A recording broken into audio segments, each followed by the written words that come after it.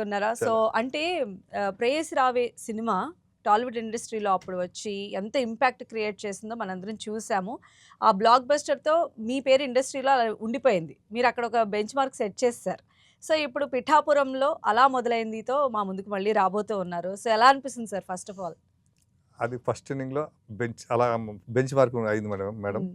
ఇప్పుడు ఈ ఇన్నింగ్స్‌లో కొంచెం గ్యాప్ వచ్చింది. ఇప్పుడు సెకండ్ ఇన్నింగ్స్ ఇది. హ్మ్. ఈ సినిమా కూడా దానికి డబుల్ ఉంటుందండి. ఓకే. గ్యాప్ అంటే ఇచ్చారా? ఆహ్, వచ్చిందా? అది కేవలం ఒక లవర్స్ మీద, భార్యాభర్తల మీద ఉంటది సార్ అది హ్మ్. మేడం ఇది.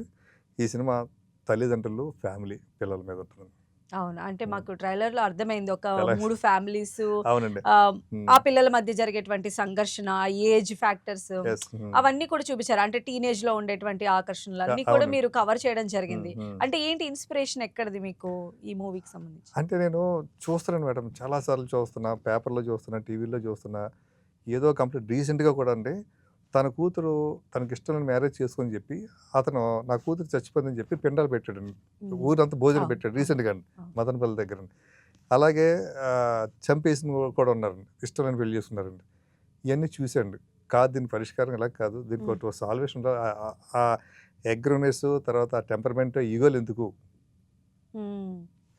కేవలం ఇగో ఫీలింగ్ తోటి ఒక దానితోటి వెళ్ళిపోతున్నారు. హ్మ్. దాని మీద నాకు ఆలోచించండి. ఈ స్క్రిప్ట్ అనుకున్నాను మేడం ఇది. హ్మ్. చాలా సూపర్‌గా వచ్చిందండి. హ్మ్.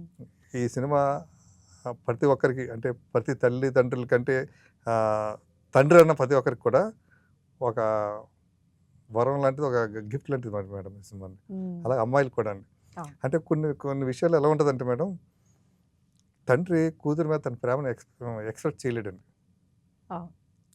బాగా ప్రేమిస్తే అంటే ప్రేమ గారం అయిపోతే తన కెరీర్ ఏమైనా ప్రాబ్లమ్ అవుతుందేమో, చదువు పోతుందేమో, హ్మ్. ఇంకోటి పోతుందేమో అన్న దాంతో ఆలోచనతో ఉంటాడు.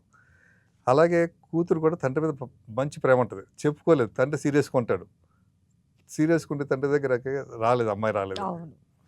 అలాగా తెలియకుండానే వాళ్ళ మధ్య ఒక గ్యాప్, అంతరం వచ్చింది. ఆ విధంగా ఆళ్ళు ప్రేమ పెళ్ళిళ్ళు చేసుకోవడము. హ్మ్. లేతే ఇంకా అంటే ఒక డైలాగ్ మెన్షన్ కూడా చేశారు. అంటే నీ దగ్గర ప్రేమ దొరకలేదు కాబట్టి ఆమె వేరే దగ్గర ప్రేమ వెతుక్కుంది అని చెప్పి ఒక క్యారెక్టర్ చేత ఆ! మీరు తన చెప్పించారు. ఆ భార్య భర్తని ఆ! నిలదీసిందండి. నిలదీస్తుంది. అవును. నిలదీసిందండి. అవును. నువ్వు అంటే కూతురంటే బాగా ప్రేమండి. కానీ తనొక టీచరు. వ్యక్తపరచడంలో హ్మ్. తను టీచరు. కానీ నాకు తన కూతురు గొప్ప పొజిషన్‌లో ఉండాలని తండ్రి కోరికండి. హ్మ్. అతని ప్రాబ్లమ్ ఏంటంటే అతనికి తన కూతురు చాలా గొప్ప పొజిషన్‌లో ఉండాలి. ఆ కూతురు తండ్రి నేను గర్వంగా చెప్పుకోవాలి. అంటే ఒక కలెక్టర్ అవ్వాలి నా కూతురు. కలెక్టర్ తండ్రి అనిపించుకోవాలి. కలెక్టర్ అవ్వాలంటే ఏం చేయాలి? కూతురు చదవాలి. చదవాలంటే గారం ఉంటే చదవదు. హ్మ్. సో, ఆ ఆ మైండ్ సెట్‌లో ఉండే ఆ ఆ పేరెంట్స్‌కి అది మైండ్ కనెక్ట్ అవుతుంది. ఆ మైండ్ సెట్‌లో నుంచి 95 మార్కులు వచ్చినా కూడా హ్మ్. సీరియస్ అవుతాడు. మిగతా 5% ఎందుకు పోయింది? 5 మార్కులు ఎందుకు రాలేదు? 100కి ఎందుకు రాలేదని. ఈ 100కి 100 ఎందుకు రాలేదని దాని మీద ఏమైపోయిందంటే, ఆ 100% కూతురి మీద ప్రేమ పోతుందండి. కూతురికి తండ్రి మీద ప్రేమ పోతుంది. హ్మ్. ఈ శాతాలు, ఈ మార్కులు దాని మీద హుహు. ఏమైందంటే, తండ్రి ఏంటి ఇంతేరా చేసేస్తాడు నన్ను. వాళ్ళ పలానా నాన్న చూసుకుంటారు కదా! ఆ అమ్మాయిని. చెప్పిన కంపారిజన్ స్టార్ట్ అయిపోద్ది వాళ్ళ. కంపారిజన్ చేసుకున్నారండి. అంటే టీన్ చాలా లేత అవునండి. ఏజ్‌లో తర్వాత అలాగా. ఏమవుతుందంటే అండి, ఇంట్లో ప్రేమ దొరకట్లేదండి. హ్మ్. బయట దొరుకుతుంది ప్రేమ. ఇప్పుడు ఇంట్లో ఈ పాప ఐస్ క్రీమ్ తింటే నాన్నొచ్చి లాగి నేలనేసి కొడతాడు. ఐస్ క్రీమ్ తింటే రొంప చేస్తది, జలుబు చేస్తది. హ్మ్. 2 రోజులు చదువుపోతుంది. వెనకబడిపోతారు 2 రోజులు. హ్మ్. అదే కాలేజీకెళ్తే ఫ్రెండ్స్ అంతా కలిసి ఐస్ క్రీమ్‌లు తెచ్చిస్తుంటారు. అమ్మో! జలుబు చేస్తుంటే ఊరికే జలుబు చేయడం ఏంటి? హుహు. ఏ వయసులో ఆ వయసులో తినాలి, ఎంజాయ్ చేయాలి. అవును. అంటే ఒక తెలియని దాంట్లోకి వెళ్ళిపోతుందండి అమ్మాయిని. ఆ ఆ క్యారెక్టర్‌కి బాగా కనెక్ట్ అయ్యారండి సినిమా. అవుతారండి. హ్మ్. తర్వాత ఇంకో క్యారెక్టర్ ఉంటది. ఫాదర్ బాగా డబ్బున్నవాడు. రిచ్. అతనికేంటంటే ఆహ్, ఒక రకమైన స్వేచ్ఛ. డబ్బుతోటి ఏదైనా చేయొచ్చు. ఆ అమ్మాయి పెద్ద ర్యాంక్ స్టూడెంట్ కాదండి. హ్మ్. కానీ పెద్ద కాలేజీలో పెద్ద డొనేషన్ కట్టి ఆ కాలేజీలో జాయిన్ చేయించాడు. హ్మ్. అది స్టేటస్. కూడా చెప్పిచ్చారు కదా మీరు. ఆ! అంటే అందరూ టాపర్సే ఉంటే ఎలా నాలాంటి వాళ్ళు కూడా ఉండాలి అని ఉండాలి చెప్పి. అదే. స్టేటస్ అండి. ఫాదర్ అది. స్టేటస్. ఈ అమ్మాయి కూడా అలాగే మనం స్టేటస్‌గా ఉండాలి. డబ్బుతో ఉండాలి. ఆహ్, తక్కువలతో తిరగకూడదు అని చెప్పి స్టేటస్ అని చెప్పేసి లేనిపోయిన అలవాట్లు చేసుకుంటదండి. హ్మ్. అంటే ఆళ్ళ ఫాదర్‌కి ఏమున్నాయి అలవాట్లు. అటు శుభ్రంగా తాగుతాడు. అంటే ఏంటంటే తాగితే స్టేటస్ అంటాడాడు. హ్మ్. తాగితే స్టేటస్ అని తెలియకుండా తాగుతూ ఉంటదండి. హ్మ్. ఇలాగ స్టేటస్ అని చెప్పేసి ఆ అమ్మాయి కెరీర్ పాడు చేసుకుందండి. అంటే పిల్లల్ని అతి స్వేచ్ఛతో కూడా పెంచకూడదంట అండి. స్టేటస్ అని చెప్పి వాళ్ళని హైప్ చేయకూడదండి. సమానంగానే ఒక సామాన్యులుగా పెంచాలండి. నాకు అక్కినేని నాగేశ్వర గారి బయోగ్రఫీ ఒకసారి చదివితే ఆయన చెప్పిన మాటలు కూడా నాకు చాలా ఆనందంగా కలిగిందండి. ఆయన అంత పెద్ద హీరో అయినప్పుడు కూడా నాగార్జున గారిని వీళ్ళందరినీ కూడా సిటీ బస్సులో పంపించేవారండి. తెలియాలి కదా, గ్రౌండ్ నుంచి రావాలి, తెలియాలండి. కష్టం తెలియాలి. అదండి. అలాగా క్యారెక్టర్లు ఉండాలి. అంటే డబ్బు ఉందని చెప్పి మనం అహంకారంతో ఉండకూడదు. డబ్బు ఉందని చెప్పి స్టేటస్ని ఫీల్ అవ్వకూడదు. ఉంటే అది మనకే ప్రమాదం అవుతుంది. ఇంకొక క్యారెక్టర్ ఉంటుంది, రాజేంద్ర ప్రసాద్ గారి క్యారెక్టర్. అవును. వాళ్ళు ఏంటంటే ఆయన భార్యతో ఫ్రెండ్లీగా ఉంటాడు, కూతురుతో ఫ్రెండ్లీగా ఉంటాడు, షేర్ చేసుకుంటుంటారు చిన్న పెద్ద లేకుండా. కూతురు కూడా ప్రతి విషయం నా అంతగా ప్రతి విషయం ఓపెన్గా చెప్పుద్ది, భార్య చెప్పుద్ది. అలా ఉంటే ఎలా ఉంటారు? ఒక విధంగా చెప్పాలంటే ఇది ముగ్గురు ఫాదర్లు కదండి, ముగ్గురు అమ్మాయిలు కదండి. పెద్దలు ఇష్టంతో పెళ్లి చేస్తే అమ్మాయి పోయి క్యారెక్టర్ అంటే కెరీర్ ఎలా ఉంటుంది?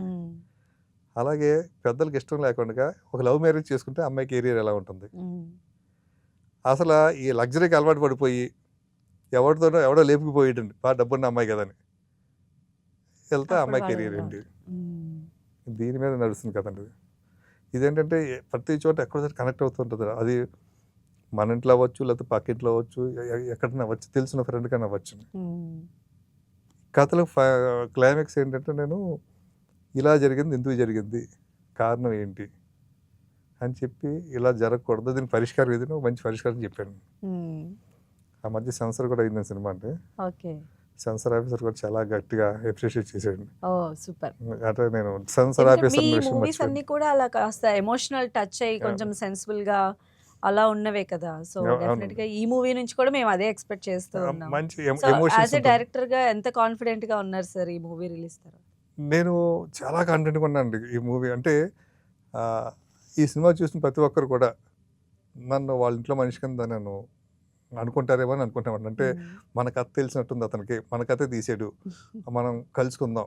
అమ్మాయి ఎక్కడికైనా ఇప్పుడు అమ్మాయి లేదనుకున్నప్పుడు అమ్మాయి కోసం ఎంక్వైరీ చేస్తారండి. లేదంటే ఆ ఫాదర్ కలుసుకోవడం కోసం ఈ అమ్మాయిని వస్తుందండి. ఈ సినిమా చూస్తే మాత్రం వాళ్ళు కలుసుకుంటారండి. నాది ప్రేయసి రవి సినిమా ఉంది మేడం.